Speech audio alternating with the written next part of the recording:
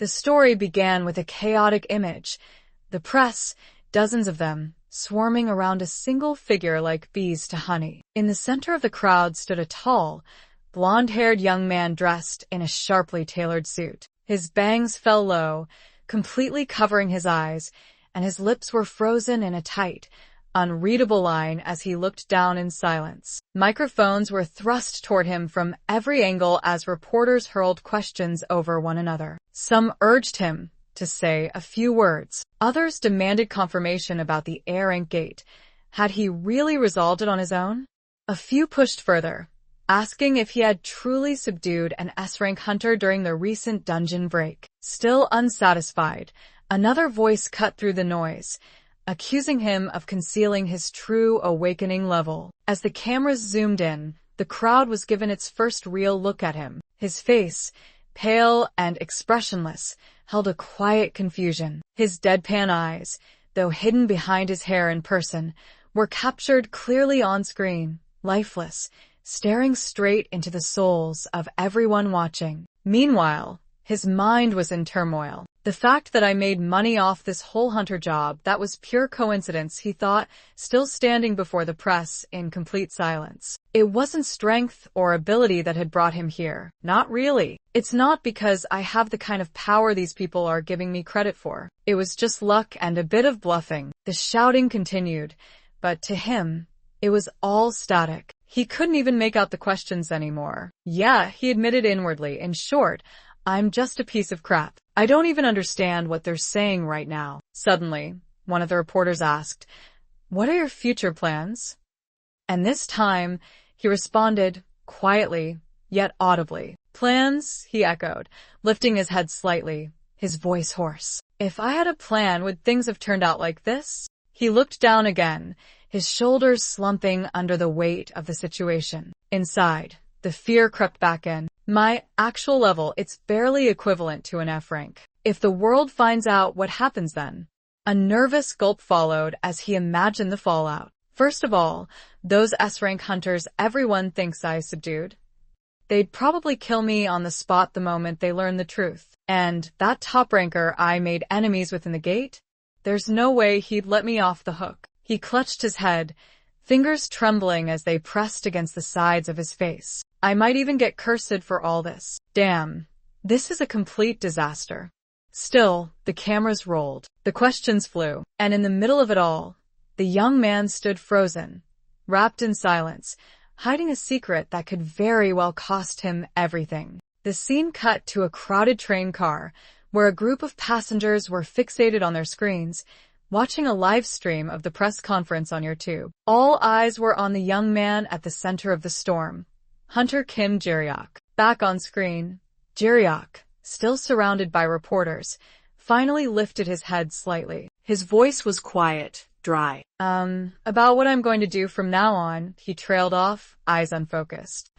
I'd say no comment. The live comment section erupted. Dozens of messages flashed across the screen, unfiltered, raw, and relentless. A brief silence fell over the crowd, but it didn't last long. The reporters, ever hungry, resumed their attack, shouting questions over each other. Their voices rang out in waves, some demanding clarification, others throwing accusations, all while pushing closer, their tone growing more obnoxious by the second. Still looking down, Kim Jae-ryok clenched his fists tightly. His knuckles turned white as he thought grimly to himself. Either way, it's already ruined. No matter what the headlines say tomorrow. His grip tightened. But letting people continue to misunderstand like this, it's no different from letting this damn hunter's job drag me deeper into the mud. Just then, one of the reporters shouted his name for the first time, the crowd echoing it with a mix of recognition and hunger. Hunter Kim Jae-ryok. At that moment, at his breaking point, Jae-ryok finally looked up. His face was grim, his expression hardened. With a sharp breath, he snapped, "I said a no comment, you mammal brats." A stunned silence followed. The reporters blinked, confused. Huh? What did you just say? But the moment passed quickly. Realizing what had been said, they exploded again. This time, even louder. Hunter Kim Jae-ryok. Please clarify what you just said. Mammals? What on earth do you mean? Theories began to form among them. Some whispered that only an S-rank hunter could show that kind of audacity in front of the press and get away with it. No F-rank would ever dare or survive. But Kim Jae-ryok didn't flinch. He stood tall, still, completely unfazed by the chaos. His expression remained blank, unimpressed, even as the reporters, now equal parts aggravated and desperate, pleaded with him to calm down and just answer their questions. His lips parted slightly. No words came, but a new train of thought began. Yeah, whether they find out I'm actually some powerful being hiding my strength, or they discover I'm nothing but dead weight. It doesn't matter. I won't be on this rotten planet for much longer, anyway. He exhaled slowly, eyes distant. When did everything start going wrong? And then, as if rewinding the entire story, he thought to himself, let's run it back. From the very beginning, from the point I decided to resign. A beat passed. But first, let's clarify something. I wasn't originally a resident of this planet. I came from a world with an incredibly advanced magical civilization. And on that world, I held the title of the strongest wizard, a role that carried immense weight. But then, something shifted. One day, I just snapped. I had an epiphany. I needed to quit. The thought still felt surreal. That job was treated like a form of social service. No matter how hard I worked, I wasn't paid. The standard schedule was 640 days a year. No holidays. Not one. Thanks to advanced technology, food and sleep were rendered unnecessary. The work never ended. Overtime was just life. His thoughts turned bitter. When was the last time I actually got to leave work on time? And what about this? And that? He groaned internally. Damn it. The real problem is, how do I resign? But it wasn't that simple. Given my role, quitting wasn't just frowned upon, it was impossible. Safeguards were built to prevent people like me from abandoning their posts. If I tried to teleport away, I'd get electrocuted straight to the brain. If I somehow escaped the site, where would I hide? The rulers had the entire planet under surveillance. His eyes narrowed. Then what if I killed my superiors? The idea hit a wall instantly. No good. I'm bound by laws that prevent me from harming anyone from my home planet. The clause even applies to myself. I can't even commit suicide. A bitter laugh echoed in his mind. So yeah, quitting was never going to be easy. While he had been contemplating resignation from his duties, a single groundbreaking thought came to him. Wait, while they can restrict my body with magic, the soul isn't bound, right?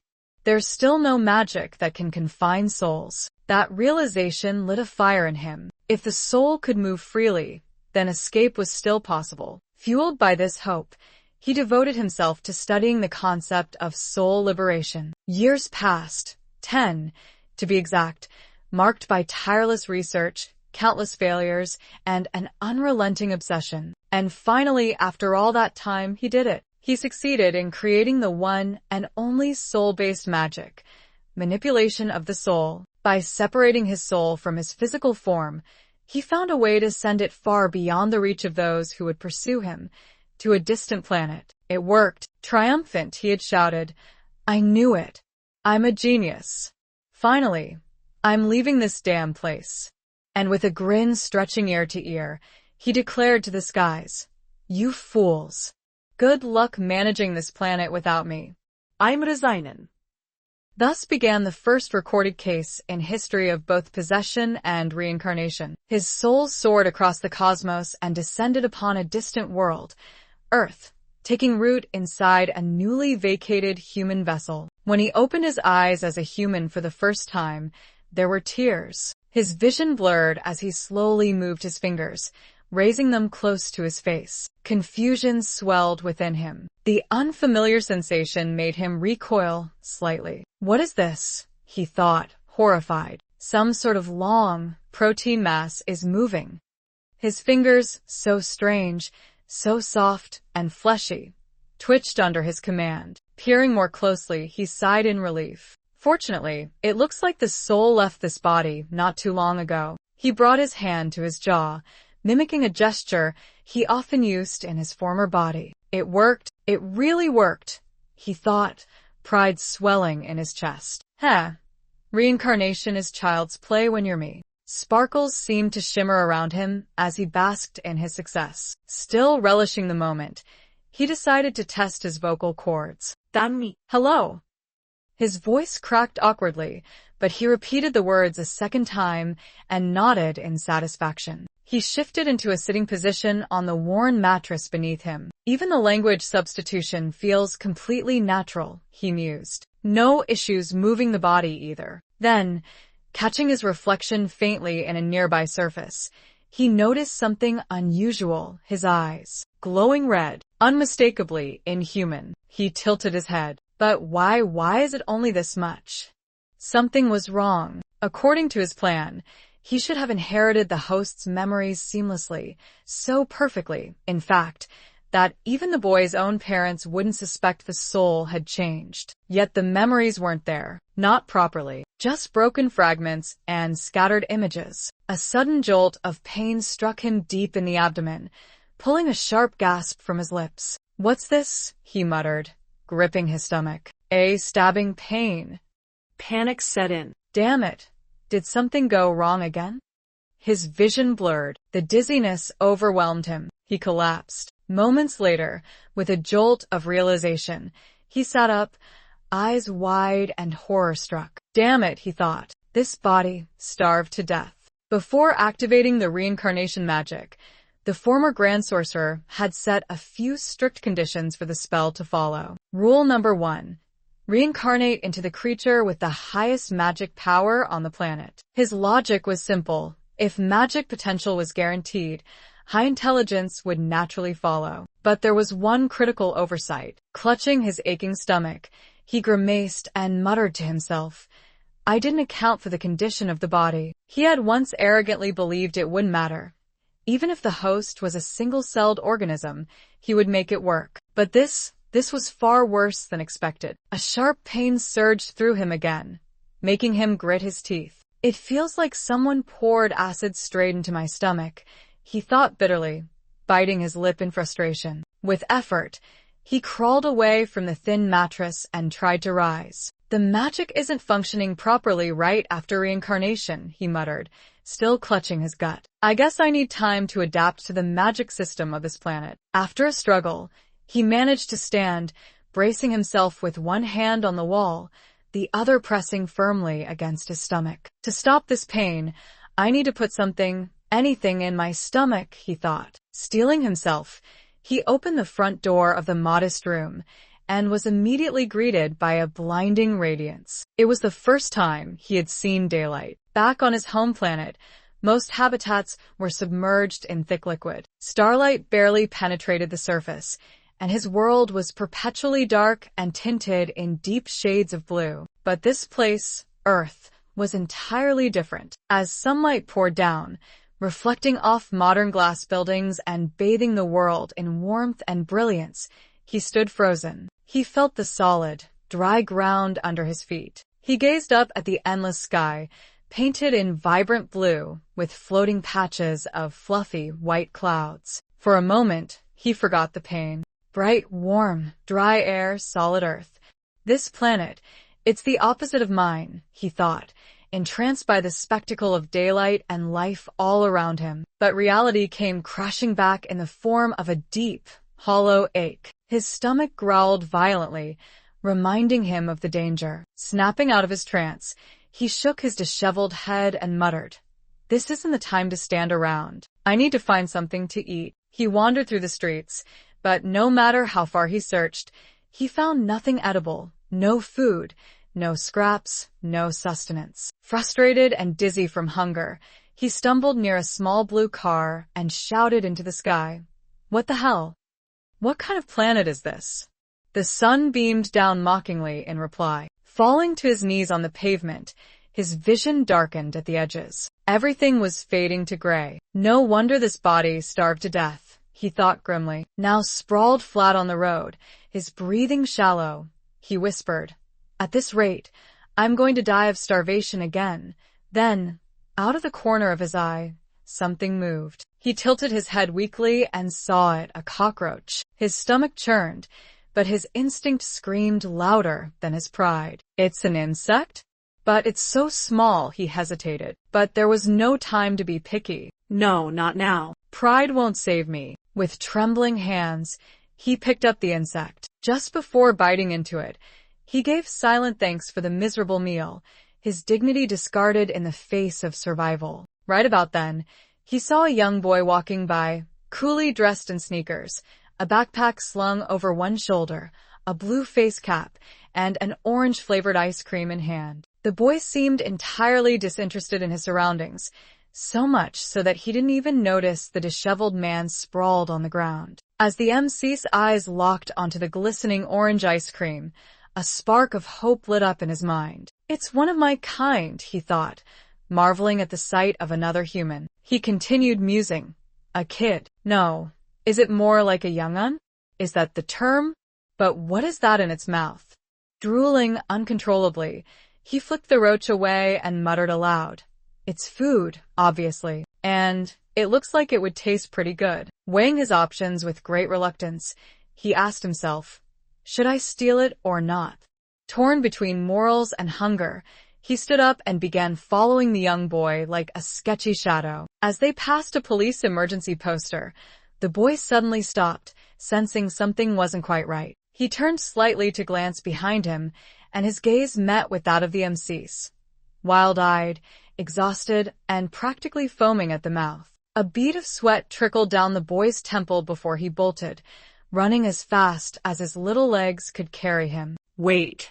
Wait, the MC called out weakly, but the boy didn't bother looking back a second time. Unable to chase him, the MC sighed in defeat and turned around, only to spot a flower bed nearby. What's that? He said, stepping closer to investigate. A small sign beside the plant read, for ornamental use. It doesn't seem edible, but it's better than stealing someone else's food, he muttered, grabbing a handful of flowers. He brought the bundle toward his mouth and whispered, this is tasty grass. Very tasty grass. Just as he was about to take a bite, a sudden, startling sound pierced the air. The MC froze, his eyes snapping upward. That sound. Was it the kid's scream? He wondered aloud. Dropping the flowers to the ground, he took cautious steps toward the source of the sound. I need to check why he suddenly screamed, he said, his expression shifting from desperation to concern. The young boy trembled where he stood, his limbs frozen with terror as he let out incoherent whimpers. His wide eyes stared ahead in absolute horror. A monster? He thought, as the camera panned to reveal a grotesque beast looming in front of him. The creature,